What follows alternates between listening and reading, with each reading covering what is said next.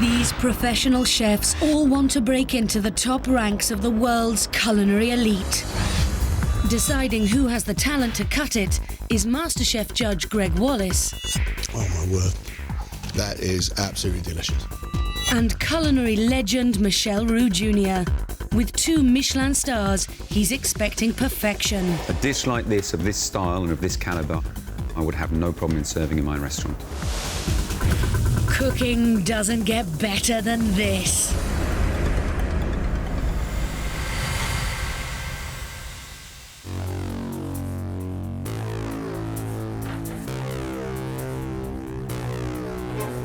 These 4 chefs have been working in professional kitchens for years, but they want to prove they can compete at their industry's highest level.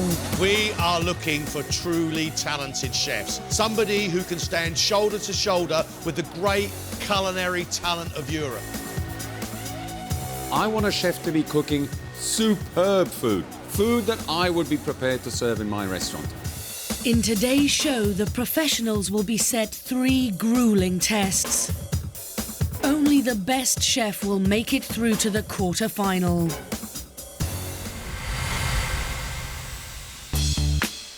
In this, the first of the tests, the contestants will not be cooking for Michel.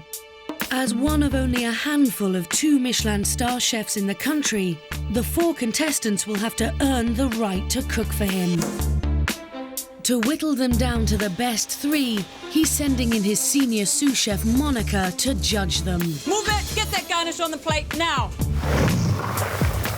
Monica, my sous chef, has been working for me for over 5 years. I trust her judgment.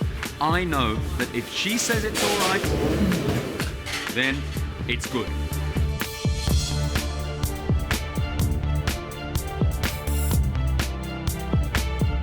Monica wants to determine who she'd be prepared to put in front of Michel. Only the best 3 chefs will have the privilege to cook for him. The other will be going home. Today's skill test is to bone this lovely oxtail out and keep it whole, followed by a palate test, which will be to prepare us a vinaigrette of their choice and dress us a lovely salad. Choose the flavour that you're wanting to achieve, enhance it, don't overpower it. Let's get the chefs in and let's see what they can do.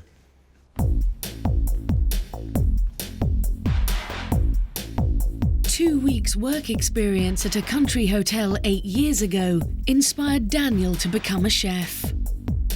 Although the standards will be higher, I think I've got what it takes. If you don't come here to win, there's no point in coming at all. Daniel, 10 minutes, off you go. Cooking for Michel Roux Jr. would be fantastic. It would be like getting onto the Wembley football pitch. It's a dream come true for any chef.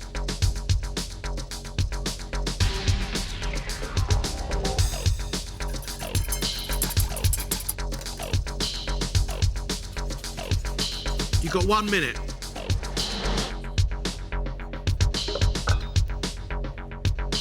That's your lot, that's it.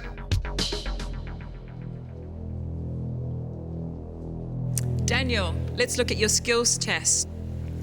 Have you done butchery before? It's the first time I've come across using an oxtail like that. That was a damned good effort. Maybe just a bit more meat off would have been great, less wastage. But that's 2 nice pieces. Okay. So well done. Daniel has dressed his salad with a tarragon vinaigrette. You did use a key ingredient there, tarragon, and that comes through nicely.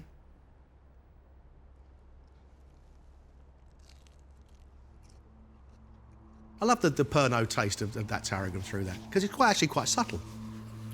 We've got others to see, OK, but not bad.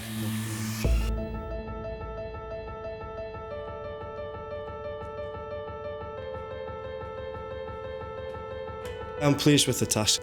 I would hate to think I got knocked out now before I could even show them what my true potential is. Next, it's 25-year-old Liam. He began his cooking career as a teenager working in his local Lancashire brasserie. At the age of 15, I just fell in love with cooking. within the next 10, 15 years. I want to be able to have my own restaurant, maybe not just the one, I'd like to have a few. 10 minutes, Liam. Off you go.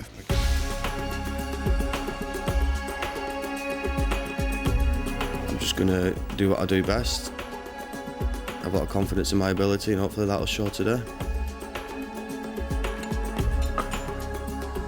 Liam, we need a salad and a vinaigrette, and you've got just under 3 minutes.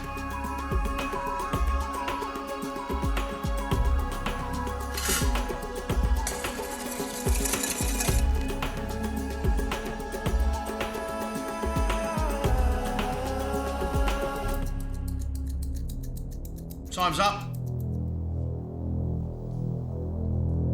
Right, Liam, skills test. Boning out your oxtail, and you'd never done one before, is that right? No. You were doing so well, and then at the end you just forgot to go over the ridges here, and that's how you keep the oxtail whole. Let's have a look at your salad. Liam's chosen to make a honey and mustard dressing. That is really lovely. Just the right amount of honey in there. It's not overpowering. The amount of mustard they've got in there is just right. And then you dump this right on top of it, of this lovely salad.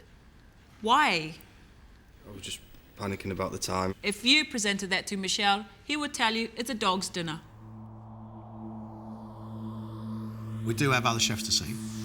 But thanks, Liam.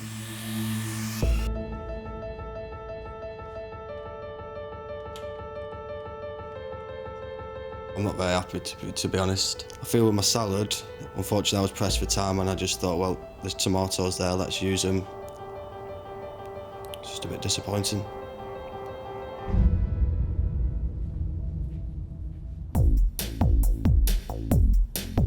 Jennifer has been able to combine her passion for food and travel by working professionally all over Europe. You have to sort of be able to get genuinely excited about ingredients, otherwise it's just a job and you might as well be working in an office. Jennifer, 10 minutes, off you go.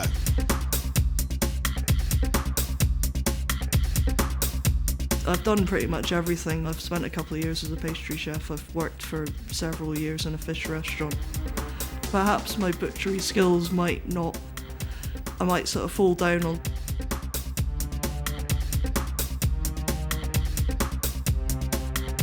One minute, Jennifer.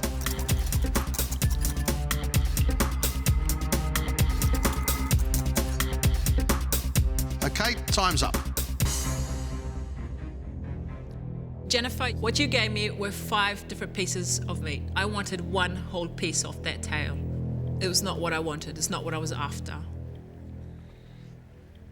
And Jennifer, your salad looks lovely. It's the nicest salad we've been presented today so far. Jennifer has dressed her leaves with sherry vinegar, hazelnut oil, lemon juice and whole grain mustard.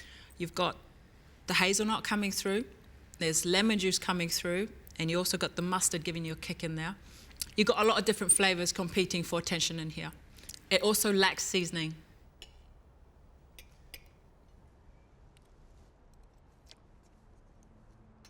There's no seasoning in there, and what you get is nut oil. But thank you very much.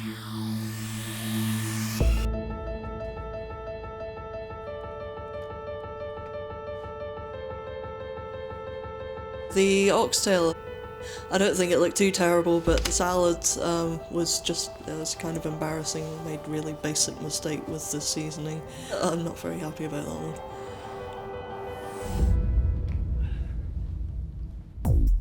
Last up is 31-year-old James. He's been a professional for 15 years and remains devoted. I became a chef purely for the fact that I love cooking, love playing with food, love cutting things, frying things, and ultimately eating it. 10 minutes, James. Off you go. You taking the fat off there? Yeah. And you'll still be able to bone it okay? Yeah. The aim today is to make sure that I basically put my personality into my cooking, and that will see me through.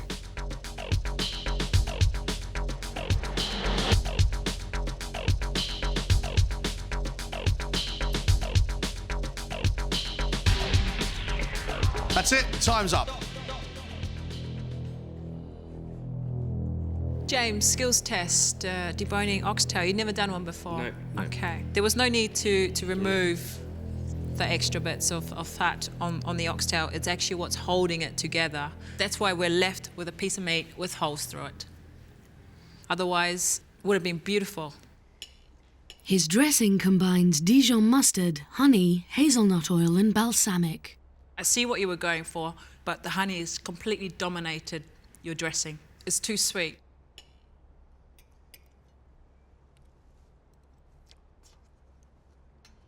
I think your combination is an exciting one, but your balance is completely wrong. Okay, we will get you in as soon as we can. Off you go. I've never experienced pressure like that. That is unbelievable. Nerves set in a little bit. I'll take a really hectic service over that any day.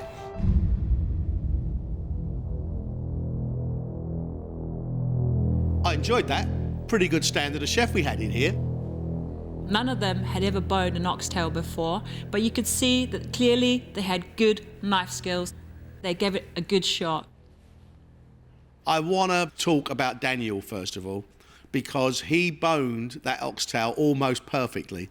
Unfortunately, he just messed it up at the end. And I loved his vinaigrette. That hint of tarragon through, that really did it for me. He kept his dressing simple. I like that. I just want to get through, and then just everyone will see what I can do, and hopefully I can go on and win the whole thing. I'd very happily put him through for Chef Michel. James did not know that if he removed the fat off the oxtail, it would not hold together. However, his skills were fantastic. I also really liked the combination he attempted with his dressing. His dressing was almost perfect, but just too much honey made it too sweet. If I go home, I'll be really disappointed because I'm desperate to stay in this and just to see how far on a personal note that I can go. Are you confident putting James now in front of Michel? I'm very confident to put James through. This means we have to decide between Jennifer and Liam. Liam didn't look that confident to me. He persevered, but he didn't make a great job over his oxtail. I don't expect someone at this level to come in here, prepare a lovely salad, and then just carelessly throw a massive bunch of vine tomatoes on top. I wouldn't serve it to anybody, let alone put it in front of Chef Michel. I really want to go through to cook for Michel Roux. If I do get the opportunity, I'll be doing my style of cooking, and hopefully that'll do well for me. Jennifer clearly had no idea what she was going to do with this oxtail. There was no way that I could roll anything together with 5 different pieces. She put together some really nice leaves, but I'm not sure at all about that dressing. And there was just too much going on in there. A shame, because it looked fantastic. I would love it if I could get a second chance and get through to the next round. Whether or not I deserve it remains to be seen. So who do you most trust to go through and cook for Michel? This is a hard call, but I think I know who I'm going to put through.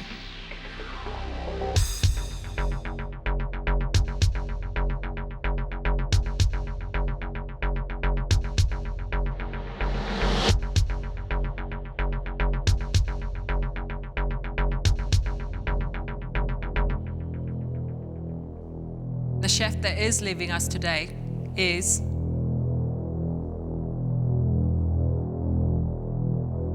Jennifer.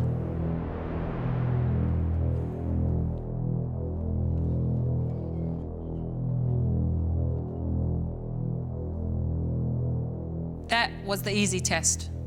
It's going to get harder and harder.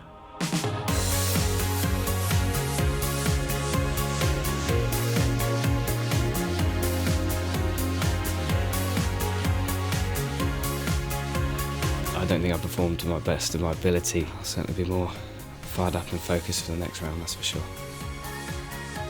Cooking for Monica was fantastic, but getting to cook for the man himself, it's just, it's going to be absolutely phenomenal. I'm so relieved now it's over. That wasn't an insight to what I'm capable of. Hopefully next round we'll see more.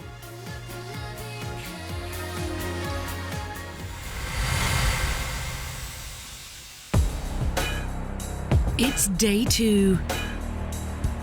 Liam, Daniel and James are back, And this time, they have the chance to cook for Michel Roux Jr. To get through to the quarter-final, they have to show him they can deliver the precise, inspiring food expected at this highest level.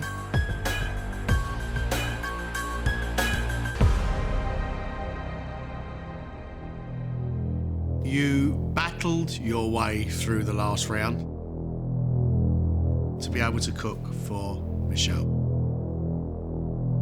In front of you, you have a guinea fowl. We need you to cook 2 different dishes in 50 minutes.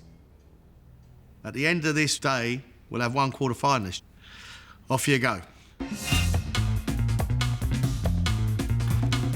This is a chance for the chefs to demonstrate their versatility. Their larder includes prunes, peas, potatoes, carrots, leeks, chicory, pancetta and chestnuts. They also have a selection of plates to give Michel a sense of their presentation skills. We are looking for somebody who has got the potential to go all the way. I want a chef that can really be up there with the best. Guinea fowl is such a flavoursome meat. It's almost gamey. On no account do I want to see dried out guinea fowl. Dried out and overcooked is awful. It is stringy, you can't eat it. I'd like to see the breast roasted. Get that skin nice and crispy, but keep the white meat really moist and pink.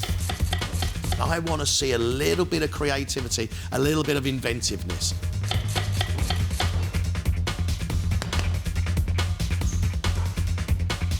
To get the opportunity to cook for Michel Roux, it's going to be an honour. Hopefully I'll impress the judges just by showing the style of food that I like to cook and hopefully keep things clean, tidy and precise. Liam, why are you tearing around at such breakneck speed? Because I want to get things on, get going, and then I can maybe create as I'm going along. Good, so what are you cooking for us then, Liam? A Valentine with the guinea fowl leg. I've stuffed it with a chestnut and mushroom duxelle. The main course, I've got the supreme there, French trimmed, and maybe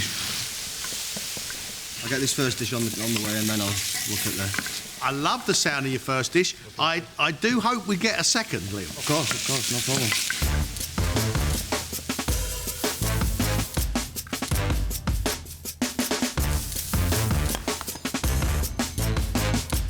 You've had 15 minutes. You've only 35 minutes left. Right, James. I like the idea of you jotting down ideas and doing a little plate design. Planning is the key. And what have you planned? We're going to do a breast with a leek mash, a sweet and carrot puree, and a forestier accompaniment. I'm going to use the leg. I'm going to stuff it with some prunes. It's work in progress. What does this say about you, then? Young, stylish and imaginative. That's good. How far are you going to go in MasterChef? I'm hoping to go all the way. The thought of Michel Roux Jr. tasting my food is really exciting, but slightly nerve-wracking because the feedback might not be quite what I'm expecting.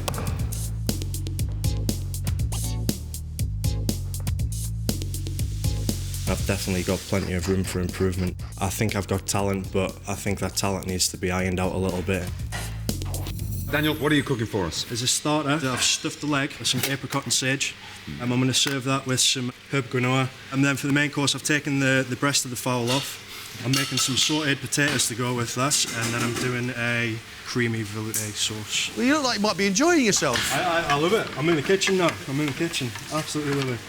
What do you see yourself doing in 5 years' time, then? It will sound very arrogant, but 5 years' time, standing next to yourself at your hot plate, maybe? Gee, why not? Do you know what it takes, though? I know what it takes to be any kind of chef. You need motivation, you need drive, you need passion. Passion's something I have. It's what I live for.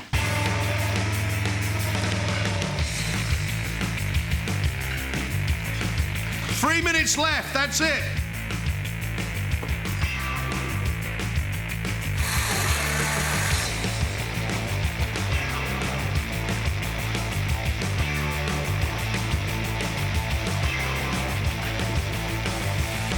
Time's up, that's it.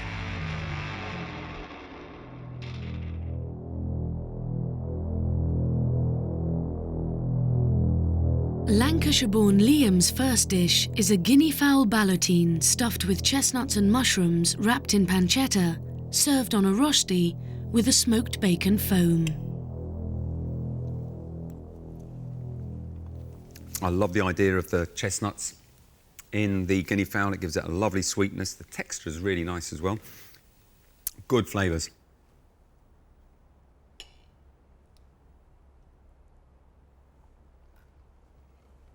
That's an absolute triumph. I love that well-made rosti, as it should be. Crispy on the outside, really nice and smooth in the middle. It's good flavours, it's great textures, it's the whole lot.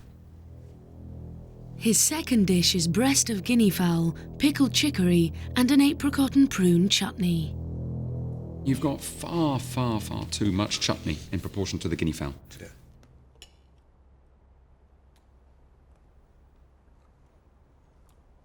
No, it doesn't work. You described that as a chutney. It's basically just chopped prunes and chopped dried apricots. Oh no, it's not a good dish at all.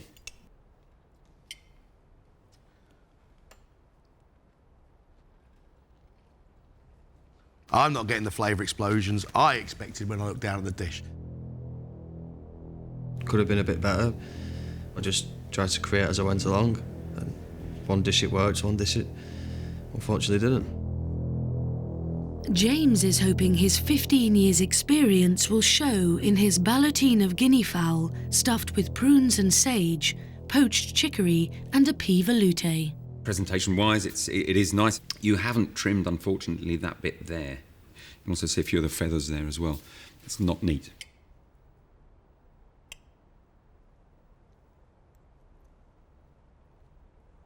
Guinea fowl's nicely cooked. Crispy skin as well, which is really nice. The pea veloute or puree lacks a little bit of oomph. For me, it's lacking that finesse and that final touch.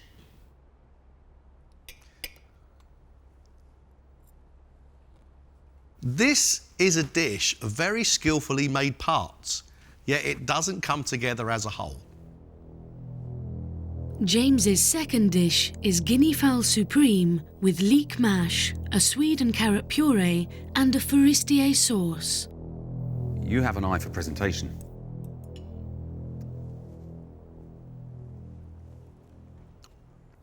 Supreme is beautifully cooked, moist, tender.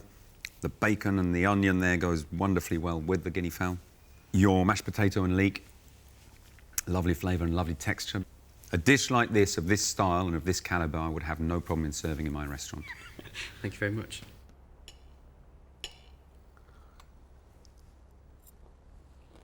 I think the presentation's good. I think your flavours and your textures are great. I'd happily pay for that in a restaurant. I'm over the moon with Michel saying that he would serve that in his restaurant. Fantastic.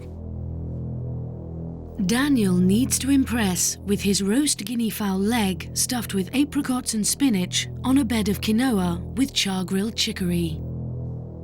Presentation-wise, I'm not really bowled over. It's a lot of brown going on in there.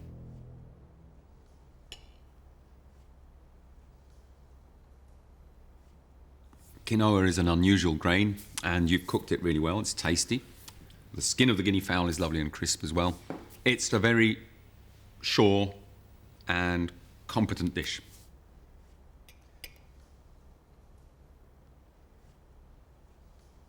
I think your flavour combinations are great. If I was in a restaurant, as long as I could eat your dish blindfolded, I'd think I was being served very well. Daniel's second dish is guinea fowl breast with a prune and rosemary glaze, sauté potatoes and carrots, and a pancetta and leek veloute. Your chantenay carrots are not peeled, and you haven't even taken the end bit off there. Yeah, you give unpeeled carrots to your rabbit. Other than that, I think it looks much prettier than the first plate.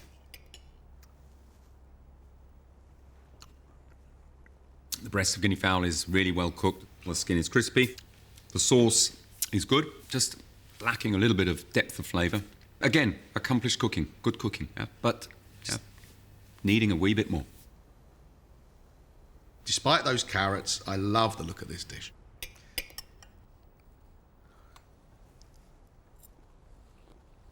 It could do with a big flavour punch. I think it has to come from that sauce. Those carrots are going to haunt me in my dreams, but I'm hoping the judges can see over that little stupid mistake which I made. Hopefully they can see my potential beyond that. Guys, I am really impressed with what you're doing. We have got a very big round coming up.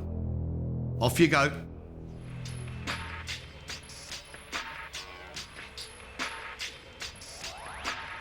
We're in for a tough judging session again today. How are we going to pick one out of 3 exceptionally talented guys? There was no undercooked bird and no overcooked bird. That's fantastic. That really is great. Liam's first dish most certainly delivered big style on flavour and texture. One of his 2 dishes was very good. The other was a complete letdown. Chutney, so-called. Chopped, dried fruit. Pressed together. Call that a chutney? No! There are 2 Liams. If that boy can concentrate, maybe slow down and focus, he can do really well. This afternoon, I'm definitely going to make sure that I pay more attention to detail. Daniel's first dish looked all brown and grey. It wasn't particularly pleasing to the eye. Taste-wise, spot on. Second dish, he almost got his presentation right, but he hadn't cut the black bits out the carrot. Big mistake. I really hope Daniel in the classic recipe test can bring the presentation skills and the wonderful flavours together. The mistakes I've made this morning, I've left myself a very big hill to climb, but hopefully this afternoon I can show them what I'm made of. James is a really talented chef, but he's in a room of talented chefs. I loved the presentation of the guinea fowl of his first dish. The flavours didn't quite work. However, James's second dish I thought was great. Fantastic flavour combinations, great textures. Food like that is what I want to see in my restaurant. Everything is still wide open for the quarter-final place. I'm just hoping my toes are slightly in front of everyone.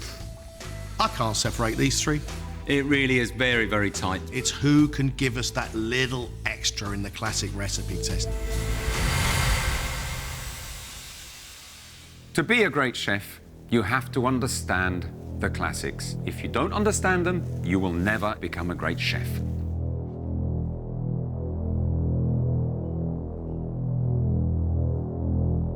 In front of you, you have a beautiful Dover sole, and I want you to cook a sole du glairet, a poached Dover sole in white wine on the bone. For your dessert, I want un beignet aux pommes, an apple fritter. With the apple fritter, I want a calvados cream and a caramel sauce. Best of luck, 1 hour 20. Off you go.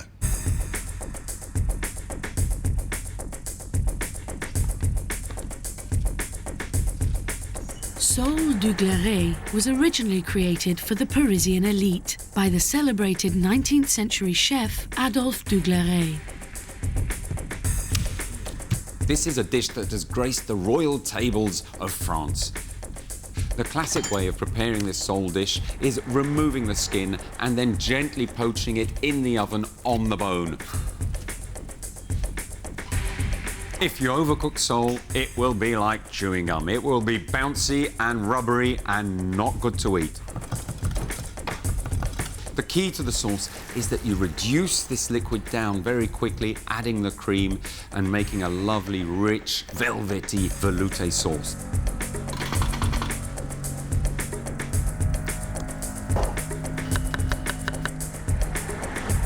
Their second classic is a beignet aux pommes, or apple fritter. The apple must be cooked, but still have a bit of a bite. What I don't want to see is the apple too thick. If it's too thick, the apple won't cook properly. I want a nice caramel sauce to go with it and a creme fraiche flavoured with calvados. It's the presentation of desserts that makes them stand apart. It should make you smile. They've got to bring a little bit of fun and maybe a little bit of elegance to it. Right, James, are you pleased with these 2 recipes? Yeah, very happy. Happy to see a Dover sole, quite a luxury ingredient at the moment. So nice to see a fritter. You should be able to get that right. How are you going to smarten up your fritter? I'm not. It's a fritter, it's a classic recipe. It doesn't need to be played with. It's a classic for a reason. You certainly left us with a very good memory in the first round. Do you think you can achieve that greatness again? I really hope so. I'm really going to do everything I can to make it spot on.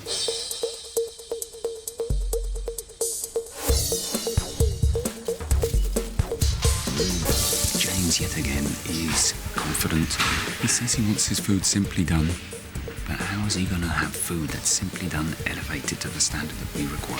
I hope he's got it in him to do it, because he's definitely a talented chef. I hope he's left time to look at that fish properly. Guys, you've had 15 minutes already.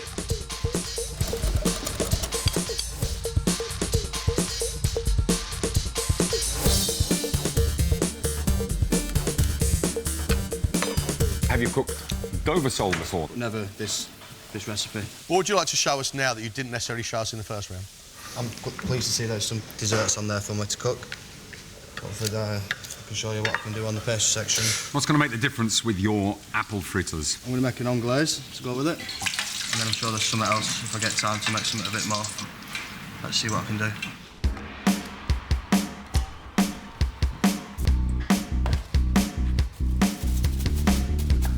Liam is very confident about his dessert and not that confident with his fish.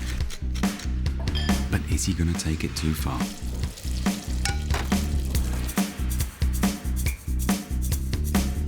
You've had 30 minutes.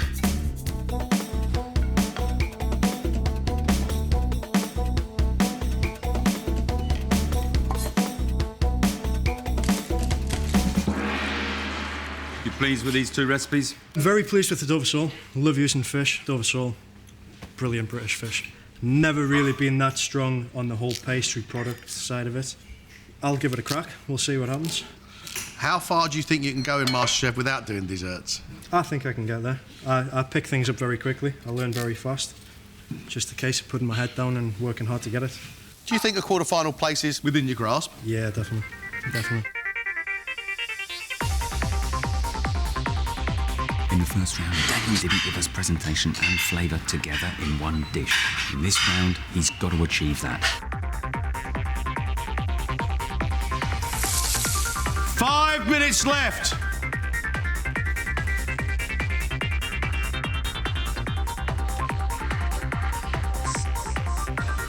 Come on, 60 seconds, guys.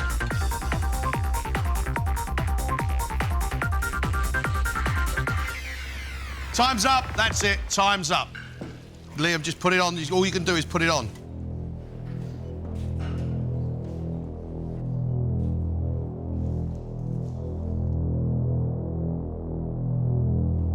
With a quarter-final place at stake, the chef's classic dishes must reach the standards Michel requires. First under scrutiny is their sole du glaret. OK, Daniel, let's look at yours.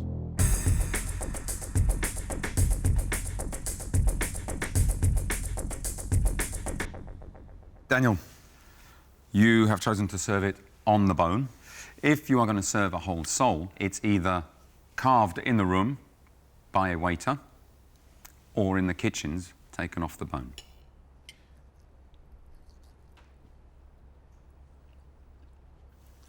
Very well cooked sole. It's moist, firm. The sauce is delicious. It's beautiful. It's got loads of flavour. The tastes and the flavours are fine dining. But the presentation is definitely not there.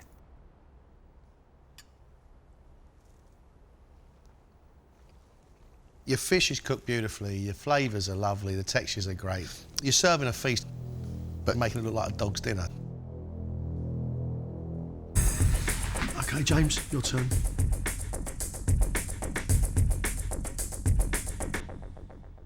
Right, James. You've done the hard bit and removed all the bones, but you've left the roe in, and the roe is not good to eat.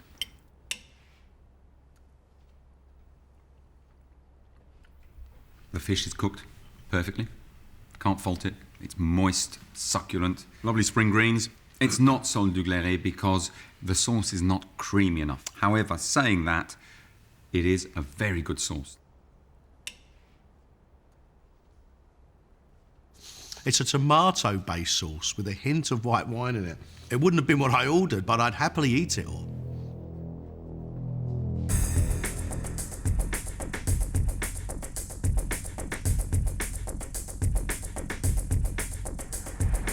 You haven't taken the fish off the bone.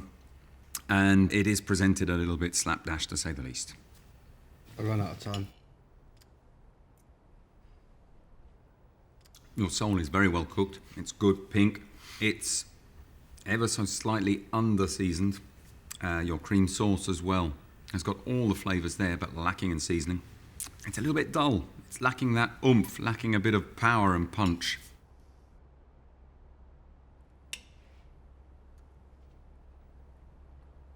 I want to give you an extra half an hour because the texture of your food is lovely. The flavours aren't there. Sauce isn't thick enough, there's not enough seasoning. But cool, you were on your way. One thing, I mean, all three of you have cooked your fish perfectly. Yeah, you are talented, guys. It's a shame you all find yourself together in the same round. The second classic is a beignet aux pommes or apple fritter, served with caramel and a calvados cream. Daniel, let's start with you. It's the last chance for the chefs to impress. Right, Daniel. That is the kind of presentation that I would like to see. I think that's beautiful.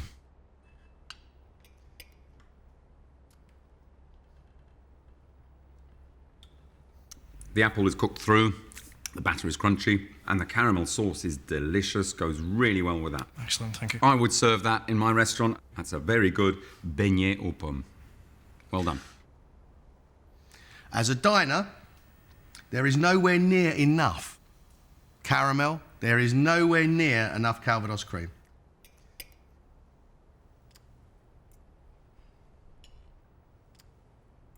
Oh, my word. My word. My word. That is absolutely delicious. First time I've done Fritters, Chef Michel's comments about them saying that he would serve them in his restaurant. It was fantastic comments, which I'm really, really happy with. I'm hoping I've done enough. I really do hope I've done enough.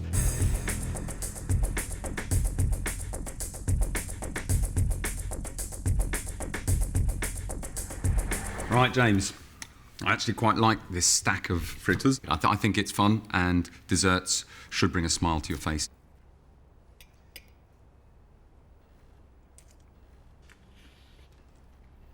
The batter is cooked through, it's crisp, which is good. Your cream is a little bit too sour. It's not really complementing it enough. It's missing that kick of sugar. As a pudding, it's not complete.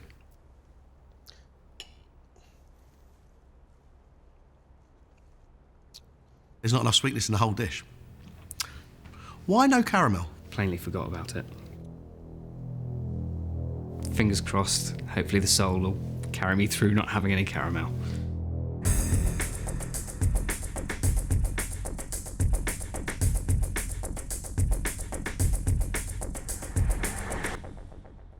You've really gone to town on your dessert. However, your beignets look as if the oil may be a little bit too hot.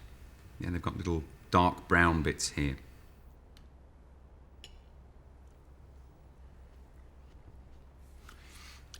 The flavours are good. A very nice crème anglaise or custard cream flavoured with vanilla. The little diced apple there poached in the syrup is good. It's adding another dimension to this dessert. I appreciate the extra mile that you've gone to do this, but I don't think it's worked totally.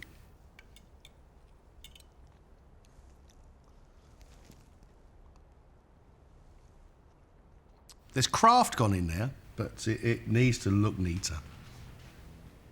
With the fritters, I thought this was my opportunity to wow them. Then I realised time was ticking a bit quicker than I imagined, and it didn't go out how I wanted it to go out, and maybe I'll pay the price. Guys, well done. Some great food. We have got a lot of judging to do. You're going to have to wait this one out. But thank you. Off you go.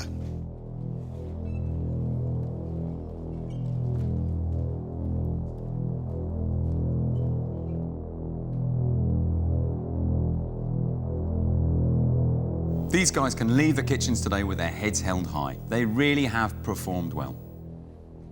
So the versatility round, Liam gave us one good dish and one quite awful dish. Chopping up a few prunes and dried apricots and calling it a chutney is not on at any level. Liam then came into the classic recipe test and he got his timing completely up the wall. Had to throw his fish onto the plate. He didn't have time to present it properly, he didn't have time to season it properly, which was a real shame. Liam put in so much time and effort into his dessert, but he overcooked the fritters. It was not right. I would have liked to have done things differently, but I can't turn back the clock now. I'll just have to wait and see what the judges decide.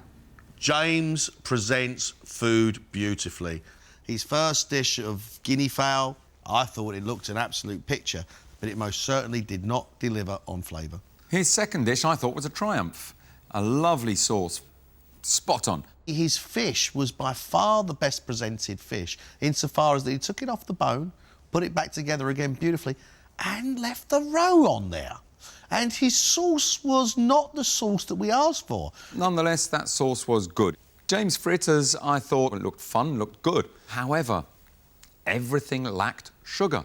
A dessert, by design, is a sweet, not a sour. Whether I've done enough remains to be seen, but for today I've done all I can.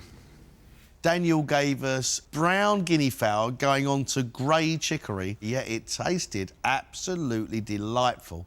His second guinea fowl dish was better presented. This time, he didn't deliver on flavour. Daniel, in the classic recipe test, cooked the sole really well. It was pink on the bone and it was moist. But the fish looked like it had been in a fight. Then I think he got it absolutely bang on. He gave us those little fritters that looked a picture and that was yummy. I feel that I've let myself down on certain aspects, but I'm hoping they can see my creative flair. The fact that I think I want it, I'm so passionate, I probably want it more than anybody. These guys today were great. I think it's a horrible decision to have to make. I think I know who should go through.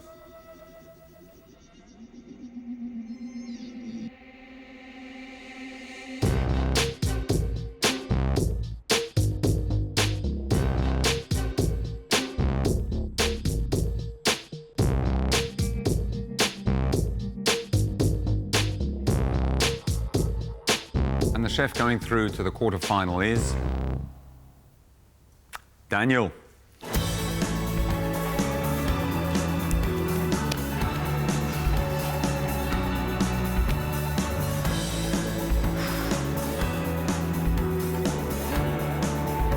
That was tough.